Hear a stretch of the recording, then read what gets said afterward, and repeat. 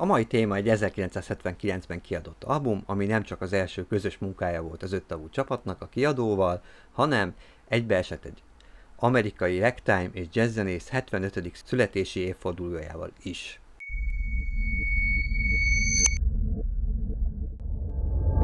Sziasztok, Tamás vagyok! Ezt az albumot az RCA Records adta ki 1979-ben Kanadában, a kiadás egybeesett Fats Waller születési évfordulójával. Az albumon a The Canadian Brass részfúvós öttagú quintet hallható, és az album címe Mostly Fats. De az albumon felcsendülnek Jelly Roll Morton, James P. Johnson dallamok is. Az albumot barátaim Timmy és Gaben adták a műsorhoz, ami még bontatlan, tehát 41 év után én fogom kibontani. A The Canadian Brass öttagú részfúvó formáció 1970-ben alakult, 1975-ben debütált Washingtonban. 1977-ben ők voltak az első nyugati zenekar az akkori Kínában. 1979-ben az első kamarazenekar, akik a nagyszínpadon játszottak, a Carnegie Hallban, és ezt az albumot abban az évben készítették. A quintet a mai napig aktív, számtalan nemzetközi sikert ért el, rengeteg díjat és elismerést kaptak, tavaly Magyarországon adtak koncertet. Fats Waller, ragtime és jazz zenész, énekes, dalszerző. 1922-ben készítette első önálló felvételét, számos blues énekessel dolgozott együtt, a Wild Cat Blues és a Squeezy Me című számokkal megalapozta a hírét zeneszerzőként is. 1927-ben vette fel Fletcher Henderson zenekarával a Whiteman Stampot, és Henderson további számokat is játszott tőle. 1928-ban debütált a Carnegie Hallban. 1934-ben felvételek egész sorozatát kezdte meg egy kis együttessel, a Fats Waller and His Rhythmannel. A 30-as években a keleti parton dolgozott, 1935-ben a Hurry for Love és King of Berkeley című filmekben szerepelt.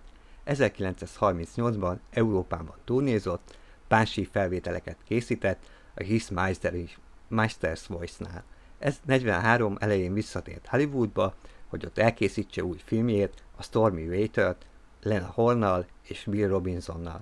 1943. decemberében hunyt el Kansas Cityben.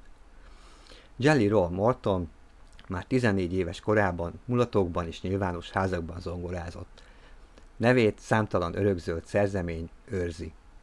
A 20. század elején New Orleans éjszakai életének népszerű figurája volt, és igen jól élt, ami annak köszönhető, hogy sokat turnézott. Alabama, Georgia, Louisiana és Mississippi államokban. Továbbá zongorázott Kanadában, Alaszkában és Mexikóban is. 1923-tól 5 esztendeig Chicagóban tartózkodott, ahol különféle együttesekkel lépett fel, és készített velük lemezeket. A 20-as évek végén New Yorkba költözött, és itt számos lemezfelvételt készített. A 30-as években Washingtonban költözött, 1940-től Los Angelesben élt, addigra már beteg volt, ott is hunyt el 1941-ben.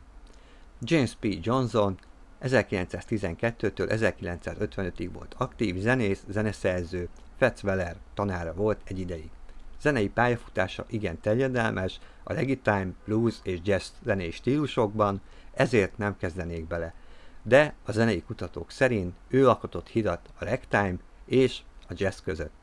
A 3 név, ami az albumon kiemelten szerepel, és röviden bemutattam, az 1910-es évektől az 50-es évekig a ragtime és a jazz zenei stílus korai alakjaiként tartanak számon. Nézzük az albumot.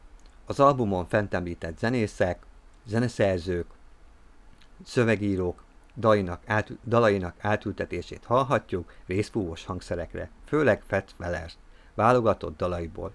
A borítón található grafikát John Schelmerz készítette, aki világszerte elismert grafikus művész. Ezt az albumot az RCA Records adta ki, és a Red Sail felirat olvasható rajta, de ezt szokták Red Labelnek is nevezni. A jelölést a klasszikus, kamara, illetve az opera kiadványokon használják, amivel megkülönböztetik más stílusoktól. Gyűjtői szempontból nem keresett az album, legalábbis az aladásra kínált darabszámokból kiindulva, illetve a Dixieland zenei stílus háttérbe szorulása miatt.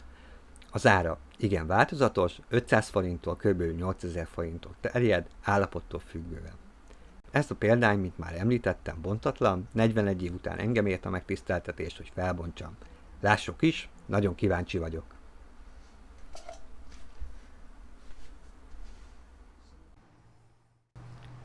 Akkor most bontsuk ki ezt a 41 éves originál lemezt. Nagyon kíváncsi vagyok, ritkán adódik ilyen lehetőség. Óvatosan. Óvatosan. Mivel még nem volt felbontva, így pontosan nem tudjuk melyik kiadás, mert mások a label feliratok, és a mátric számok is mások. Lassan, szép óvatosan felbontom.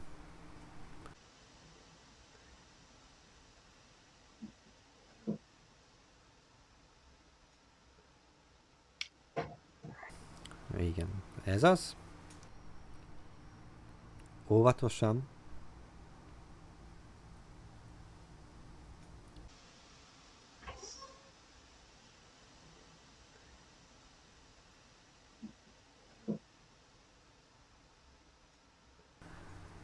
Lassan.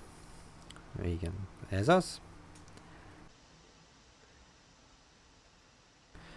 Kinyitottam. Nézzük a lemezt.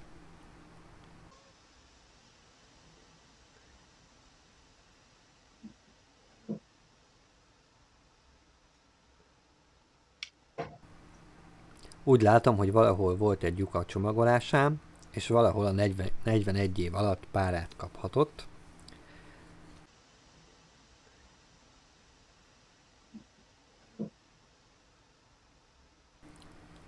Szoros a belső tasak.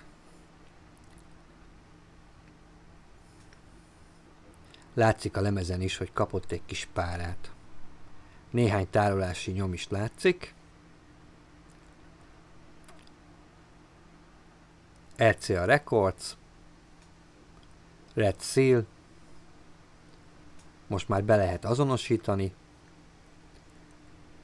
de nem most, mert most belehallgatunk. Előtte elköszönök, sziasztok, találkozunk legközelebb.